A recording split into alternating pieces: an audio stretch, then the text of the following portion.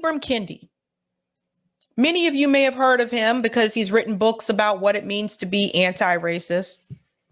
I knew about Dr. Kendi when I was employed at Boston University. So for those of you who are newer to me and were not aware, when I was employed at Boston University, Dr. Kendi was a professor at BU. One of the things that Dr. Kendi decided to do is that he decided to start a center at BU called the Anti-Racist Center. What you have to understand is that this came about after the George Floyd protest. All right. So in the wake of the George Floyd protest, there was a town hall that we had at BU. It was a virtual town hall hosted by the president of Boston University. And Ibram Kendi was a part of that. So he was a part of the push for it. So there's a lot I have to say here, and I'm going to try to say this in the nicest way possible, but I got some things to say.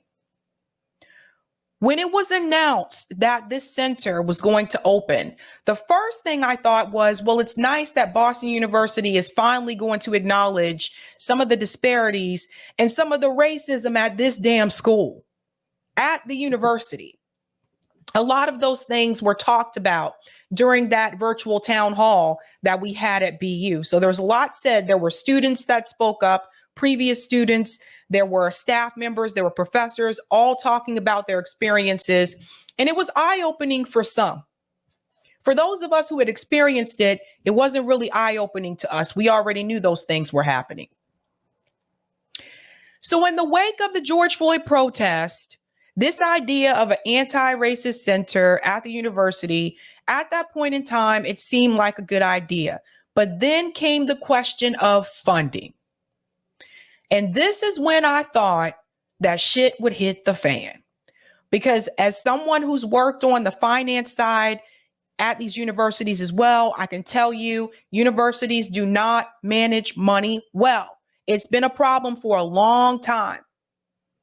Before we get into all of that about what is happening now with Dr. Kendi, let's go back to a time when he announced what it really meant to be anti-racist in America. This was on MSNBC. So you have to know Dr. Kendi has been on multiple shows. He's been on The View. He's been on MSNBC. He's been on CNN. He's been on The Tonight Show. Like, he's had a lot of appearances about his research in reference to anti-racism. I'm going to show you what he said here. And then we're going to talk about the grift that did not work out. Let's get into it. He pleaded for his life. He said he couldn't breathe. Nobody cared. Nobody. Anybody with a heart, they know that's wrong. You don't do that to a human being. You don't even do that to an animal. His life mattered. All our lives matter. Black lives matter. Again, all we ask is that people consider what's been taken from and then asked of this American family in the space of 16 days. Calls for change permeate beyond injustices of police brutality in our country. As our next guest writes in The Atlantic, quote, Black Americans are constantly stepping into the souls of the dead because they know they could have been them. They are them, because they know it is dangerous to be Black in America, because racist Americans see Blacks as dangerous. For more, we are happy to welcome to our broadcast Ibram X. Kendi. He has joined Boston University to launch the school's BU Center for Anti-Racist Research. He is also a contributing writer for The Atlantic. As an author, he is already a recipient of the National Book Award. And his latest work, How to Be an Anti-Racist, is currently on the New York Times bestseller list. Professor, we're so happy to have you on, and this is where I'd like to begin. Let's talk about the white folks who are self-identified as enlightened, maybe even woke, who are proud to proclaim they are not racist. How long a walk is it from where they are to what you see as anti-racism per se? Well, I think that in their minds, they are already anti-racist, but what's actually the case is by self-identifying as not racist, they're self-identifying in the way slaveholders self-identified themselves as not racist. Segregationists argued that they were not racist. Even Donald Trump says he's the least racist person anywhere in the world. And so the construct of not racist has historically been people, when they're challenged with being racist, they respond, I'm not racist. That's all it's really ever meant. That's all its utility has ever been. But there's a very clear sense of what it means to be anti-racist. People who are anti-racist believe the racial groups are equals. People who are anti-racist are striving for policy that leads to equity and justice. So here's the thing. He wrote a book about this. What he just said right there, you guys get it. But here's the problem. Did he need to have an entire center at a university to tell you what he just told you? These were some of the questions that people had. These were some of the questions that I had. I actually reached out to Professor Kendi 2 years ago. It was 2 years ago now. It's been 2 years ago, a year and a half ago, and invited him onto the show for this discussion. He did not respond. He did not respond, although my show was a lot smaller back then. So it's not like I took it personally or anything. I was just like, well, it's a smaller show, whatever. And he was going on to these larger shows. But a lot of money was raised for this center. There were people hired in pretty high level positions to work at that center. And when you have people that have high level positions, obviously that comes with a pretty high salary.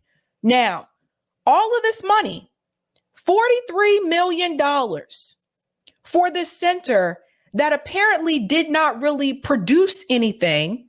And so now they've had to do a lot of layoffs. People, I got to tell you, having worked in higher ed for a long time, this is not something that's unusual. And I continue to say this till this day. Universities do not use money in the proper way. I'll give you an example.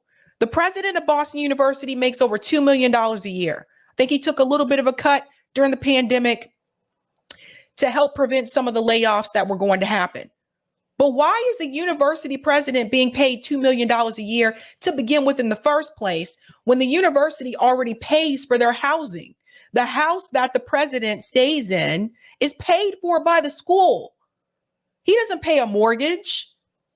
So I've watched them do these things. I've watched them spend thousands and thousands of dollars to have gold elevator doors. You don't need gold elevator doors. Meanwhile, the things that do need funding are overlooked. They're pushed to the bottom of the list, or they have these excuses. We can't give out more scholarships because we just don't have the money. But they do have the money. They use it in the wrong places. And I've seen it with every school that I've worked at. So Dr. Kendi has come under fire, and rightfully so. For the past couple of years, many people have called him a grifter. They said he grifted off of the George Floyd murders. I can't deny that. I can't deny it. That, again, the Anti-Racist Center came about because of the George Floyd protests. So that's something that people really have to understand. Had it not been for those protests, this wasn't even a thought. This wasn't even a thing. But $43 million went to waste. And I'm going to pull up this article here from the World Socialist website. And everyone has covered this, by the way. Ibram X. Kendi's Anti-Racist Research Center squanders $43 million and lays off staff. $43 million. This is the kind of money, and this is what I was telling people again. Do you know what we could have done with $43 million for people that live in poverty in the city? Let's go on. We're going to get into the thick of it. Boston University announced that it would open an inquiry into Ibram Kendi's Center for Anti-Racist Research after Kendi last week laid off most of its staff. And amidst revelations based on extensive investigation by the Daily Free Press, the university's independent student paper that the center, which has been showered with tens of millions of dollars from wealthy individuals and major corporations, has somehow lost all the money and has little work to show for it. This is not surprising to me. Dr. Kendi went on to all of these shows to talk about his book and to talk about that center, and there was nothing produced. Let's continue. What a mess. The episode at BU reveals once again the pecuniary, intellectually bankrupt, and essentially fraudulent character of the racialist ideology.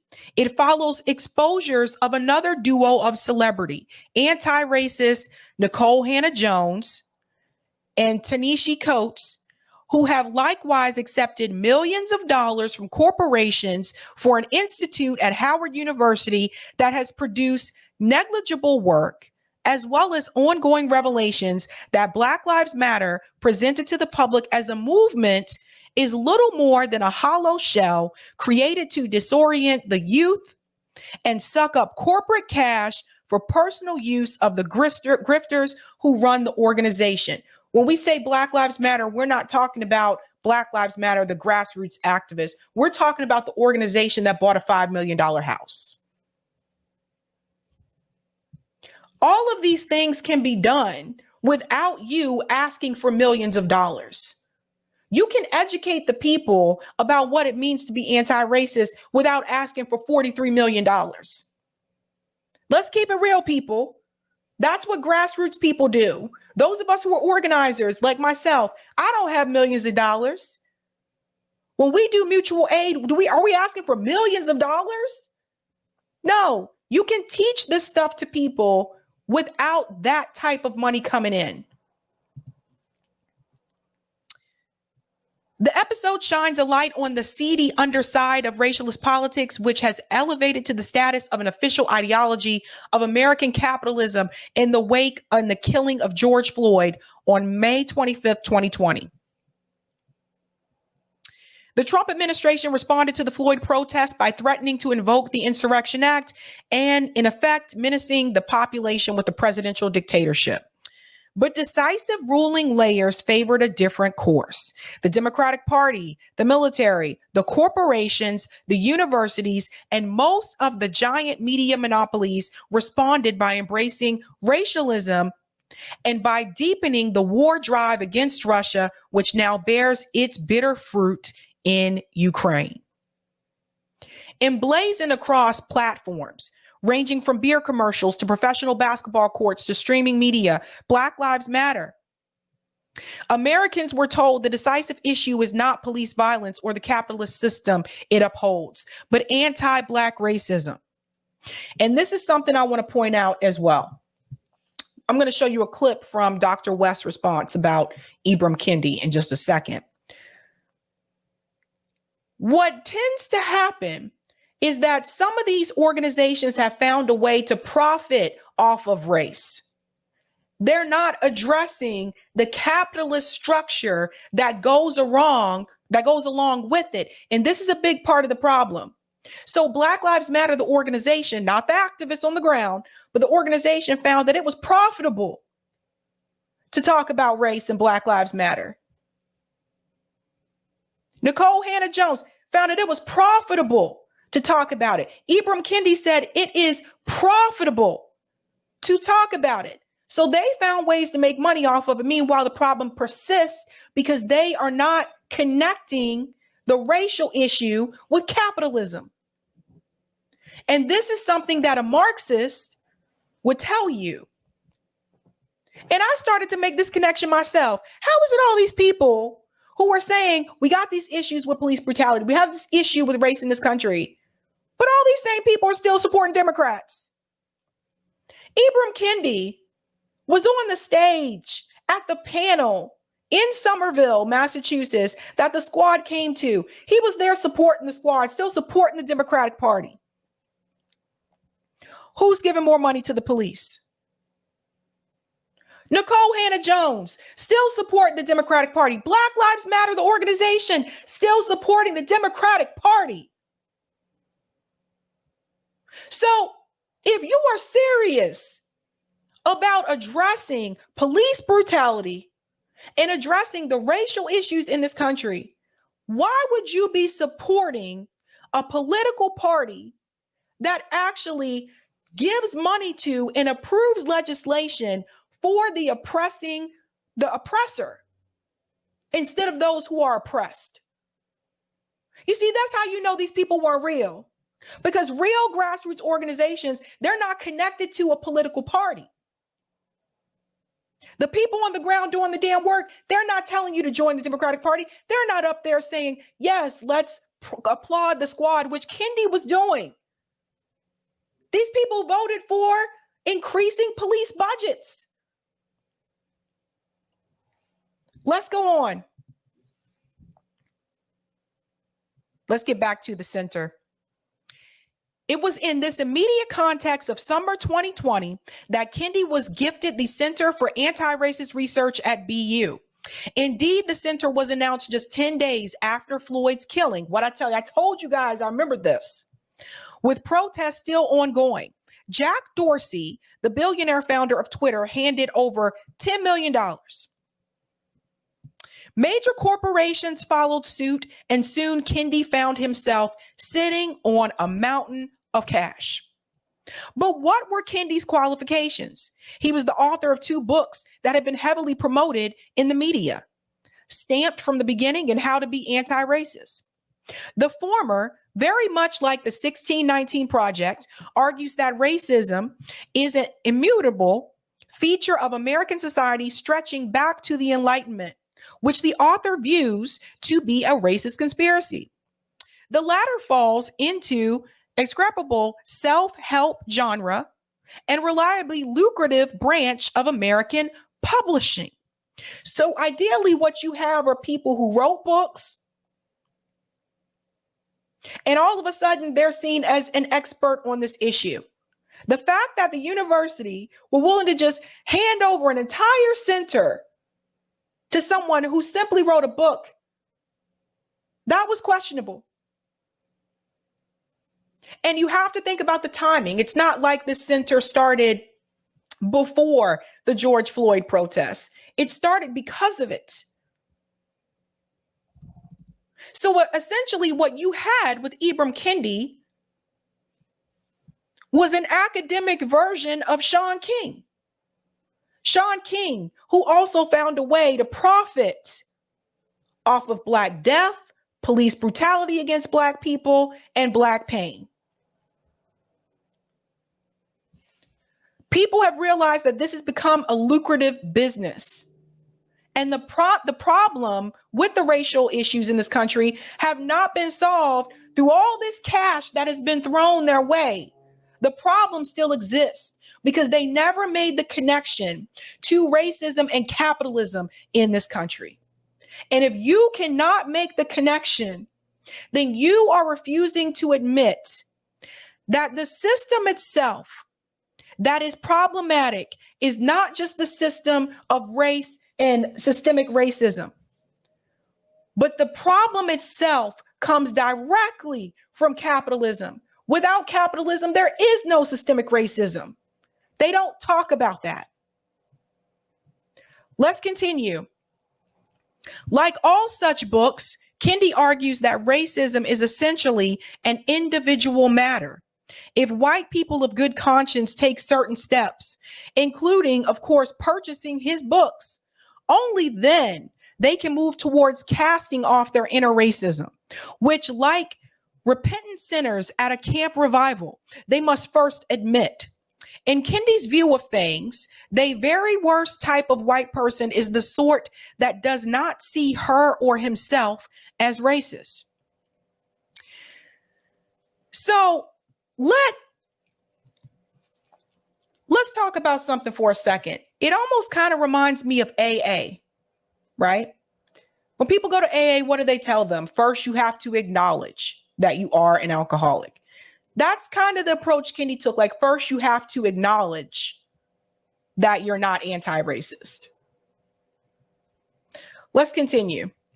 Corporations, universities, and the American pseudo-left swallowed Kendi's writing hook, line, and sinker, along with the 1619 Project, then at the height of its fame, and the parallel work of another race guru, Robin DiAngelo, author of White Fragility. Here was a ready-made means of diverting workers and students from the pandemic, mounting social inequality, global ecological crisis, and the threat of nuclear war. All that matters is race. Race yesterday, race today, race forever. On this basis, Kendi was handed his very own center. And after just 3 years, it has all fallen apart. The immediate cause of collapse seems to be that the Center for Anti-Racism Research has somehow burned through most of its 43 million corporate sponsors gave to it. Now we got to bring back the corporate issue. Corporate sponsors. Same mistake Black Lives Matter organization made. Corporate sponsors taking sponsorships from Cadillac, taking sponsorships from Twitter.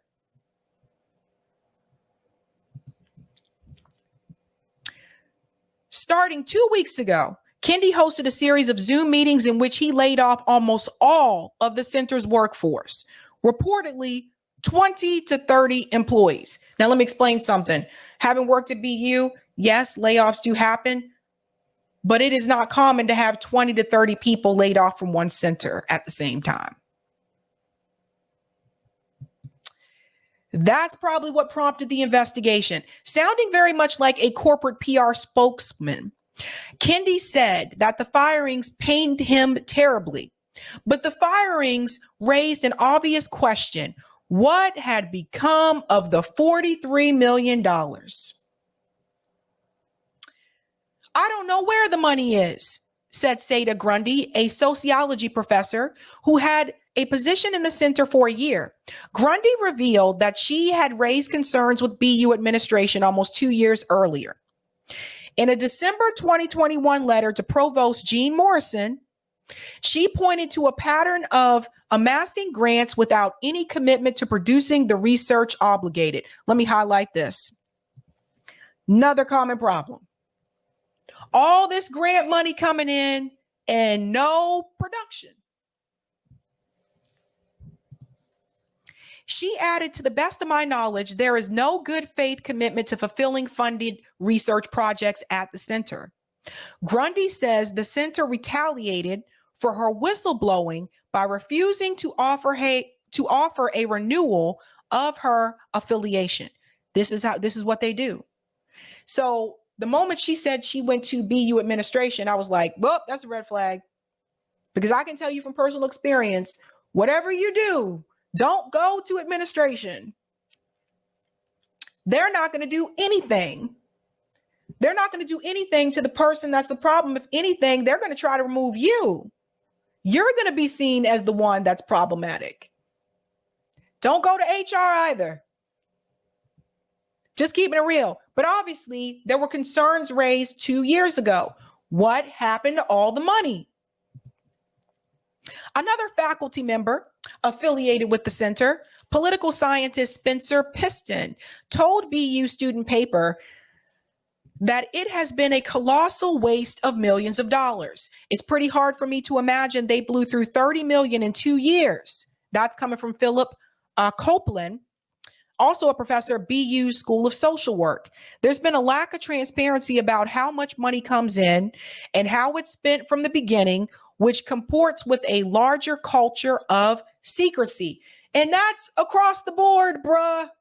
That's not just this center. That's across the board. All this money coming in, nobody checking up on the funding to see like, okay, this department received $20 million in grants. What has this department produced since they received that grant money? Nobody. This stuff goes unchecked. People do this all the time. Money just blowing through the wind. According to the Boston Globe, current and former employees of the center have described a dysfunctional work environment that made it difficult to achieve the center's lofty goals. An anonymous manager recently laid off by Kendi told the Daily Free Press that the work of the institute was subordinate to Kendi's persona. It was mostly about him rather than the work. Copeland, who recently resigned from the center, said that it was just being mismanaged on a really fundamental level. Let's talk about it being about him and not about the work. This is another thing that happens oftentimes at these universities. You have some of these faculty members that have big ego, boo. Really big egos. And instead of it being about the work that the department is trying to produce, they make it all about them. What's going to make them look good? What's going to grant them another spot on The View? What's going to give them another spot on CNN? Ego, ego, ego. Copeland also explained that Kendi was inaccessible. As a matter of fact, when Kendi appeared at BU to announce the layoffs, he was returning from an extended leave of absence. What work Kendi was on leave for is unclear. But during his hiatus from his academic duties, he had been quite busy making money away from the university. Kendi had completed a number of personal projects since 2020, including a graphic novel focused on the history of racist ideas, a podcast called Be Anti-Racist, and a 5-episode TV show scheduled to debut Wednesday on ESPN+. You see how this works, people? One suspects that with demands like these, Kendi has very little time to teach classes at BU's history department, of which he is listed as a member. BU inquiry appears to be an effort at damage control. It was announced publicly, according to the Globe, only hours after reporters approached the university administration with extensive questions about the center's operations. Indeed, the suggestion of corruption at the Center for Anti-Racism Research and its failure to produce substantial work are as damaging to the university administration as they are to Kendi. This was perhaps the most high-profile initiative undertaken by BU in recent years. While university administrators have been promoting Kendi and his center since its founding in 2020, over the same period, they have forced custodial staff to work through the pandemic, imposed hundreds of layoffs on faculty and staff, and have continued to demand as much as $60,000 in tuition per undergraduate student. So I want to ask you a question here. If the university was this passionate about anti-racism, why is it that the university continues to dismiss racist incidents and racist claims that happen at the university that are reported by students and staff and faculty? Why is that? It's easier just to say, here's the center for you. Go over there and do this thing. But you have to look at the actions that are actually happening with the administration when these incidents are reported. And I can tell you from my own experience, they really don't give a damn. This is all for optics. Again, like I said, this came about during the George Floyd protests. That's the only reason why that center exists in the first damn place. And having an anti-racist center didn't force Boston University to overlook or to stop overlooking their own bias. It didn't force the university to stop looking at their own bias when it came to admission. And I've been on admission committees, so I know it didn't force the university to stop overlooking their own bias when it came to faculty searches, hiring certain faculty members in different departments. It wasn't serious. It wasn't serious. I can tell you some of the questions that were asked during that virtual town hall and some of the answers that Bob Brown gave to those questions. Bob Brown's the president of BU. That right there just told you they weren't really trying to change anything. They were trying to throw money at something and say, well, you guys got this thing over there. They'll deal with it. To someone they barely knew. Barely knew. Where'd all that money go? So Kendi did respond. Oh, let me mention this part first. This piece right here. There is nothing left-wing, much less radical or oppositional about figures Kendi, Hannah Jones, and Coates. They decry institutional racism, but have been handed millions upon millions of dollars by numerous institutions of American capitalism through book contracts, corporate foundation grants, hefty lecture fees, and academic sinecures. If their ideas were at all challenging to the capitalist status quo, then none of this would be happening. In a very real sense, these individuals are not just the loyal servants of capitalism, but its creations. And that's what you need to take home with you people. All this information can be given to people for free. Now, Kendi did respond. Let's go ahead and put up his response here. Kendi responds after inquiry launched into BU Anti-Racist Center. So let's just get to what he said here. This was a tough decision, and of course, it elicited a lot of strong opinions. At the same time, I had to take the long view to ensure that the center would be impactful and sustainable 20, 50 years from now. Particularly in a moment when racial justice organizations and social justice organizations more broadly are under serious attack. Let's continue. He explained the layoffs represent the center's shift from a high growth startup pursuing a plethora of projects to the world's first residential fellowship program from anti-racist intellectuals, a less costly model that stretches the center's funding further. Following the layoffs, Boston University, where Kendi launched the center in June 2020, confirmed it received complaints about the organization's culture and grant management. The university said it is looking at both angles as part of its inquiry into the Center for Anti-Racist Research. Boston.com reached out to Kendi and the center for comments. Neither has responded. He goes on to say, we've been able to develop a number of projects, Kendi told the newspaper, but more so than anything, we've been able to begin to allow for other scholars and intellectuals to recognize the importance of anti-racist research on a college campus. Sounds like hogwash to me, folks. $43 million gone. Just blown away. Where'd that money go? Kendi didn't tell you what happened to that money.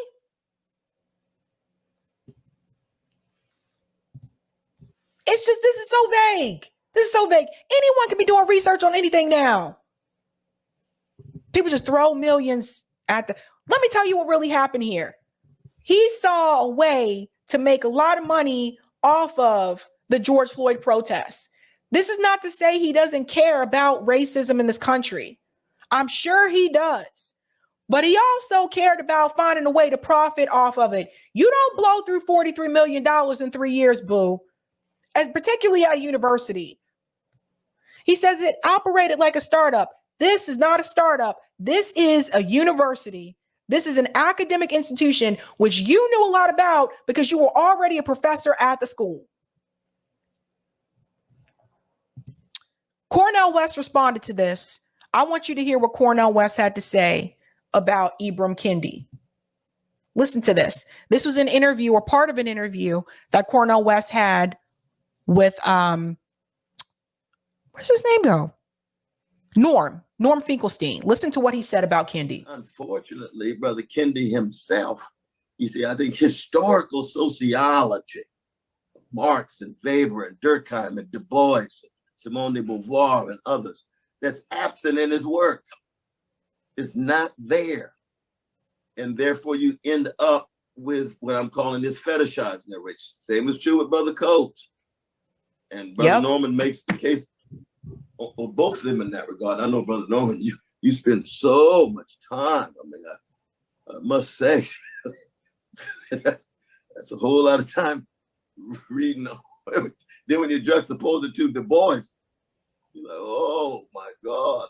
That's like Kenny G versus John Coltrane. You know, Kenny G gonna end up looking real shallow, given the dignity and the sound of Coltrane. Du Bois is up here, and Kendi's here, and of course, you know, Toni Morrison is the one that said Brother Coates was Baldwin, and I responded immediately. I said, like, I believe that Coates' voice needs to be taken seriously. Kendi's voice needs to be taken seriously. Come from a people. Lift every voice is the anthem of Black folk. But that's lift every voice, not lift every echo expression of a silo, but a voice that you have owned and you put your whole self in it. Partly a critique of certain professionals. The experts, they're very reluctant to put their whole self in it. But if you put your whole self in it, what does that mean? Then you can never make a claim that Black folk don't have, what was the formulation? He said Black folk don't have any, you can't be critical of them, or Black folk don't have any deficiencies. Yep. Everybody who makes it in the space and time through their mama's womb or through cesarean section is a cracked vessel.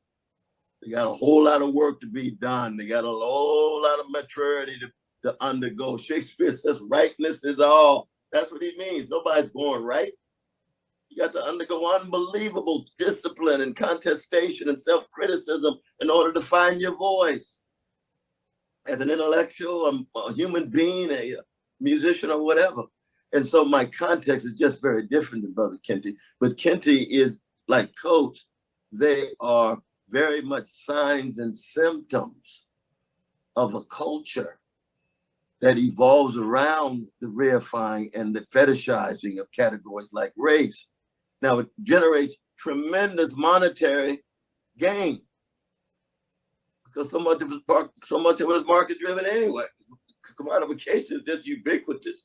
It's like Lukash's commodification and reification on steroids. It's everywhere. It saturates every nook and cranny. So you can come up with impoverished discourses and be highly rewarded financially and monetarily and so forth. But you got to go back to Du Bois and back to Marx and back to Weber. Yep. Why? Because you want to be a truth teller and you want to be a justice seeker. That's a very different thing than being a professional success.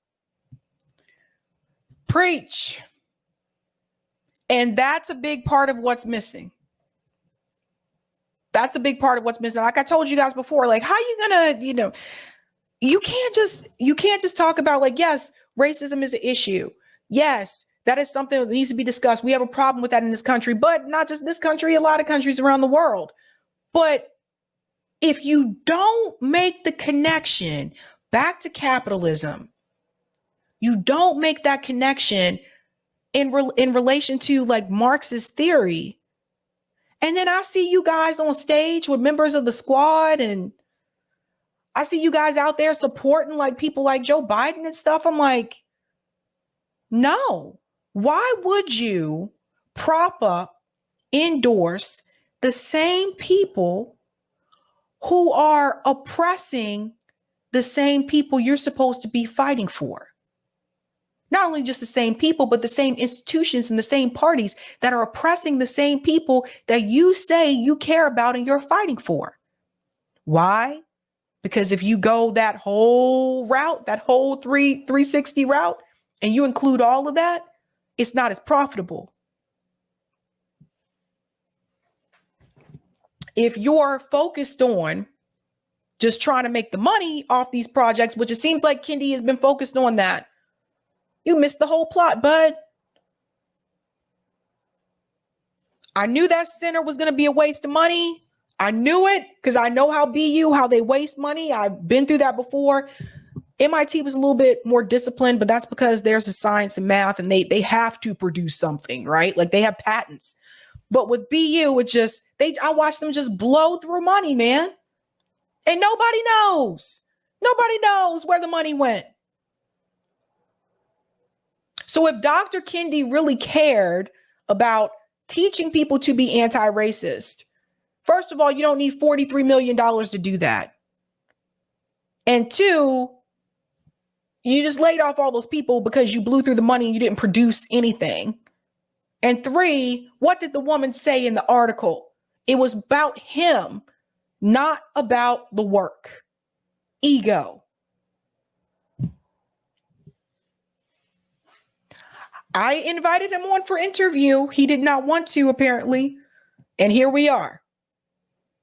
It was 2 years ago when I invited him on for that interview. Here we are. So that's that. Let me go to some of the comments in the chat. We got to be careful, guys. You got to be careful. Some people, they'll come across and they sound like they're saying a really good thing. But then what I tell you, like, look at the money. Again, where's the money going? What's happening? Thank you, David, for the super chat. I saw this in the gaming industry, namely Spawn on Me kneecapping BLM message with sponsorships, Reebok, Xbox. Calling it out means you're racist. That's what they would say. JB says this individualizes anti-racism instead of attacking it as a systemic issue. Both should happen and address how capitalism is the gas that fuels the car of racism. Exactly. Thank you for the super sticker, Frank. Thank you for the super sticker, Gina. Thank you, Eric. The university gets a nice cut of all grants for servicing, etc. Maybe why university gives cover, don't want a cash cow to go dry. But they don't have money for scholarships, Eric. JB says it's all surface level. They don't want to do the work on the systemic level. Right. Like, it's easy to say that racism is because of an individual. You feel this way. You're the problem. Change yourself. That's easy to do. It takes more time and it's more difficult to focus on the system itself. And the systemic racism is connected to capitalism. And that does take research and that does take more time. Let's go to the comment on Rockfin and then we'll get into our next story, also about money. I think you guys don't need to hear this. All right. Thank you for the tip, Roger. If you're a Black socialist, you will find yourself between two opposing forces on the left. On one side, they want us to elevate working class issues over race issues. On the other side, with our fellow brothers and sisters, they want to elevate race over capitalism. Both don't wish to solve the other because the other they benefit from. White leftists still get to be on top and Blacks continue to prey on work. What? And Blacks, I'm sorry, Roger, this is the numbers throwing me off. White leftists still get to be on top and Blacks still get to continue to prey on poor and working Blacks. Well said there, Roger. It's a problem.